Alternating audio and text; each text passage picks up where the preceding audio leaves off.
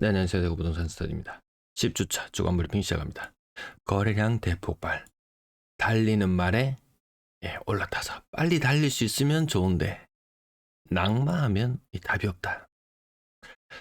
자, 서울 토제 완화 이후에 강남 집값 상승, 단기 상승에 그칠 것이라는 전문가의 의견도 있고요. 제가 말씀드리는 부분이죠. 대출 땡겼을 만큼 다 땡겼어 버리고 나면 더 이상 투자 이력이 없어질 수 있다. 토지거래 허가제 이후에 아파트 가격 상승은 없었다는 서울시의 설명. 하지만 가격 상승하는 부분 느껴집니다. 서울시가 지난달 12일, 한 달 정도 지났네요. 한 달 전에 해제하고 나서 거래량이 늘어난 것인지, 사실 금리가 인하하고 나서 거래량이 늘어난 것인지, 이것이 복합적으로 작용한 것인지, 단순히 토지만 허가했다고 해서 이렇게 꿈틀대지는 않았지 싶어요.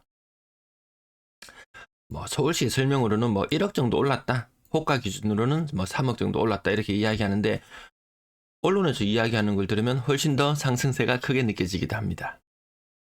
호가 기준으로 3억 정도 올랐다고 하거든요. 근데 가장 큰 변수는 금리, 공급 등의 변수가 더 크게 작용할 겁니다. 토지거래 허가고요. 해제한 거 반짝이지 않을까 싶은데요. 또 다른 이야기는 공기가 전역으로 퍼지기는 쉽지 않을 것이다. 지방에는 전혀 느낌 없죠. 서울도 여기 토제 해제한 곳만 좀 반짝이고 나머지들은 크게 영향 없는 것 같습니다. 자, 불붙은 서울 집값 DSR에 가로막힐까? 자, 7월 달이 되면 스트레스 DSR 3단계 시행하는데요. 이 전문가들은 이거 별로 문제되지 않을 것이다 이렇게 얘기하는데 지방기업 같은 경우에는 DSR 3단계 하더라도 잘 대출 금액에 크게 영향을 미치진 않습니다. 소득과 집값과 이렇게 연계해 봤을 때 근데 수도권의 집값은 워낙 비싸다 보니까 영향을 받을 수밖에 없지 않을까 저는 그렇게 생각합니다. 자, 서울 사람들은 어느 정도 소득이길래 도대체 8억짜리 12억짜리 이런 집에 사는가? 평균 소득이 맞벌이 부부 소득 기준으로 한 사람당 한 4,700만 원 요거 곱하기 2 하면 되겠죠. 평균 소득 8천만 원 안팎 8천만 원에서 1억까지 갈지도 모르겠는데 그들이 사는 집이 9억에서 10억짜리를 삽니다. 대구에 요즘에 5억짜리 6억짜리 주로 젊은 층이 주로 많이 사고 있다. 분위기는 비슷하죠. 계속 뒤를 받쳐줄 사람이 있어야 되는데 이 젊은 층에게 이 3억 4억 대출 내는 거 이거 만만치 않습니다.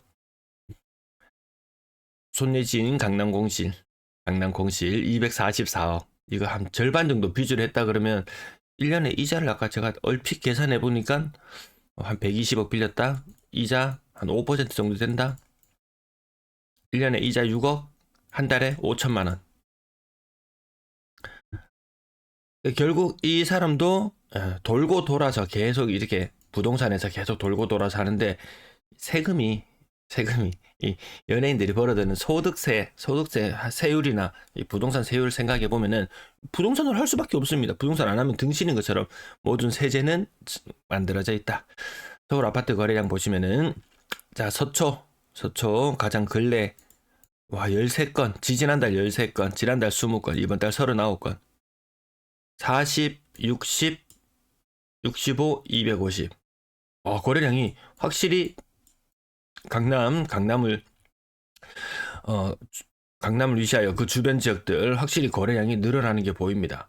와 대단한데 분위기 살벌한데 라고 느끼실 수도 있겠지만 21년 4월 이 굉장히 뜨거웠던 시절이죠.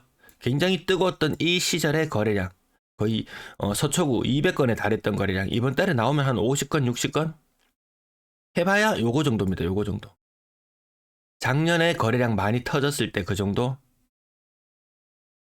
그 이상도 아닌걸요. 작년 가을 겨울로 가을 늦 여름에서 가을 갈 때 그때 8월달 9월달 서울 거래량 8,000건 터지던 그 무렵 거래량 수준.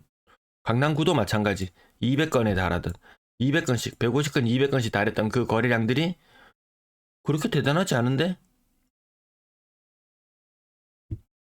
서울 아파트 거래량 보시면 여기 작년에 거래량 많았을 때 그리고 14,000건에 달했을 때 월별 기준으로 14,000건에 달했을 때 서초구의 거래량은 한 200건 정도 터졌단 말이죠.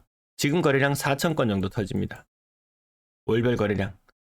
조금 더 많아질 것 같기도 해요. 벌써 3,500인데요. 이거 많으면 4,500 수준까지도 나오지 싶어요. 이번 달 4,800까지도 시뮬레이션 결과 4,800. 근데 이때 며칠 쉬고 나면 갑자기 거래량이 79%이기 때문에 4,500에서 5,000 사이 정도 서울의 거래량 이만큼 폭발합니다. 요때 느낌 비슷하죠. 5월달 느낌 비슷할 정도로 거래량이 폭발해 버리는데요. 지방은 그까지는 아니더라. 나중에 대구, 부산도 보실 텐데 그 정도까지는 느낌은 아닙니다. 서울의 거래 대금도 확실히 비슷한 아파트가 많이 거래되다 보니까 거래량 한 15% 늘어났는데 네, 거래 대금 20% 정도 늘어나 있습니다. 5조 한 달 거래량 벌써 5조, 6조 정도 마무리되겠고요. 건당 거래 대금 확실히 좀 뭔가 다른 느낌이 있습니다. 작년 끝보다 더 높은 느낌. 대구는 3억 4천 수준에서 올 연초에도 3억 4천 수준이죠. 건당 거래 대금이 이렇게 높아졌다는 것은 고가의 아파트들이 제법 거래되었다. 이렇게 보시면 되겠습니다. 근데 서울 전체적으로 봤을 때 15억 이상 아파트의 거래량은 엄청나게 많이 뛰어오른 느낌까지는 들지 않습니다. 이 거래량이 늘어난 것에 비해서 15억 이상 거래량은 또 그렇게 많이 늘어난 느낌까지는 아니다. 댓글 링크. 매수 우위 지수 서울이 미쳤습니다. 서울 지 혼자 계속 미치는데 1등주만 미치고 나머지 2등주, 3등주, 4등주, 5등주는 힘을 못 쓰는 그런 모습. 60 이상 올라가면 또다시 이 간빙기의 기운이 느껴집니다. 이것이 작년처럼 석 달 천하로 끝날 것인지 지속적으로 치고 갈 수 있을 것인지 저는 사실 지속적으로 치고 갈 힘은 없다고 보거든요. 올라갔다 내려왔다. 지방은 계속 바닥. 지난주 대구 마이너스 0.11에서 마이너스 0.1. 하락률은 세종시하고 약간 엎치락뒤치락 하긴 하지만 하락률 1위. 서울은 그만큼 상승. 그 분위기 좋다는 서울이 이만큼 상승했는데 요 정도 느낌이라면요. 대구의 0.11 하락은 사실 굉장히 커야 되는데 또 사실 그렇지도 않아요. 주간 거래량이 사실 서울 거래량 대폭발. 이번 주에는 이렇게 제목을 붙여봤습니다. 지난주보다 많지는 않습니다. 의심거래 가산되었던 부분들 제껴놓고 나더라도 아무튼 요 꺾였을 때 거래량 대비 작년 12월 그리고 올해 1월 이렇게 꺾였을 때 거래량 대비 거래량이 폭발하고 있는 것은 맞다.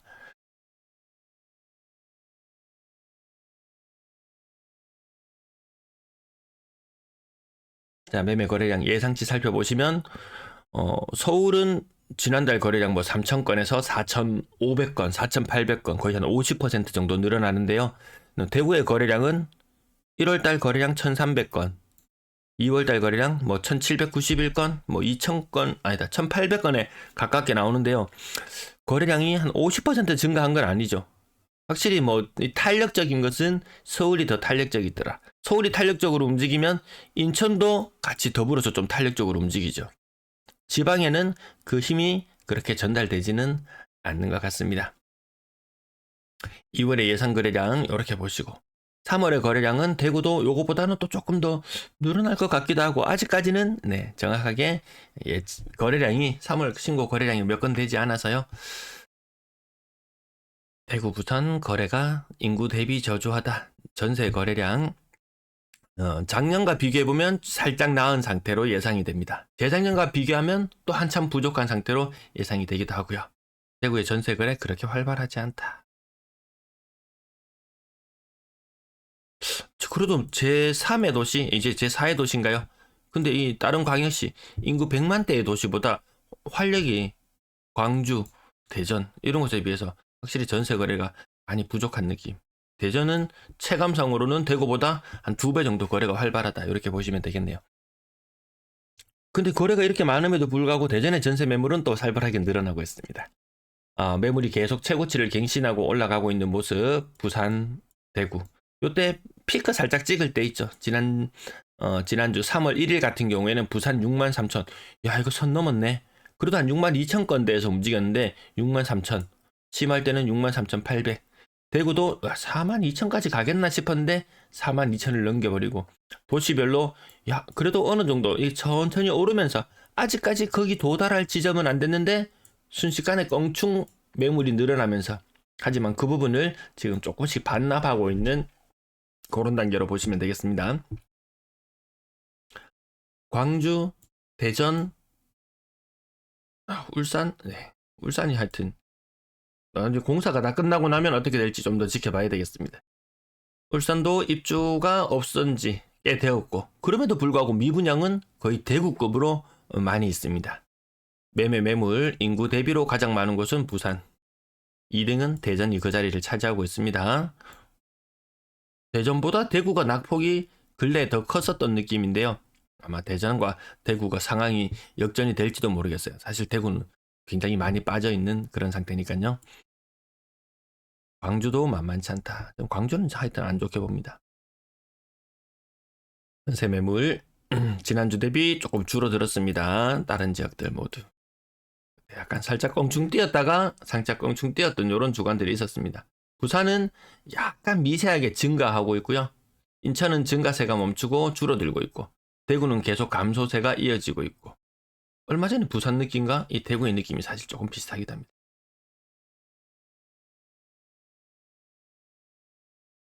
전세 매물 대구는 살짝 붉은 빛을 띠네요. 살짝 붉은 빛.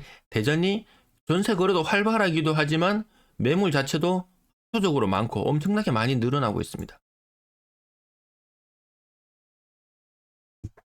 대구의 전세 매물은 많이 줄어들어서 영남 지방 전세 매물 감소가 가속화되고 있다. 부족하지는 않다. 이런 느낌입니다. 아파트 매물이 계속 늘어나면서 대구는 100채 중에 6채, 100채 중에 6채 정도가 매물로 나와 있는 상태. 불과 4년 5년 전에 매물이 2만 개대였는데요. 2만 5천, 3만, 3만 5천, 4만, 올해 대구 매물 연말까지 가면은 한 4만 5천 개 수준까지는 증가해 있지 않을까요? 올해 벌써 3월 1분기에 4만 2천 건을 로크한 상태이기 때문에 이대로 순정한다면 이런 식으로 부산은 더합니다. 3만, 4만, 5만, 6만 부산은 심해지면 정말 7만 개의 매물을 구경할지도 모르겠다. 서울 4만, 5만, 6만, 7만, 8만, 9만 이렇게 봐야 되나요? 서울도 불과 5년 사이, 4년 사이에 매물이 2배나 증가했습니다. 2배나. 매물 증가세가 이렇게 단순히 따져놓고 보면 대전도 2배, 광주 매물 장난 아니네요. 인천도 그렇고. 와, 이렇게 비교해보면 상대적으로 매물이 좀 덜 늘어난 것 같기도 합니다. 세대수 대비 아파트 수 1.6 세대당 아파트 한 채. 자, 30년, 20년 내로 아마 1세대당 아파트 한 채 실현 가능할 것 같다고 제가 그 시뮬레이션도 계속 했었는데요. 아파트 증가세도 무섭고 인구 빠져나가는 것도 무섭고 광주 1.4세대당 아파트 한 채. 그래서 광주를 저는 늘 좀 안 좋게 본다 이렇게 말씀드립니다. 시청 감사합니다.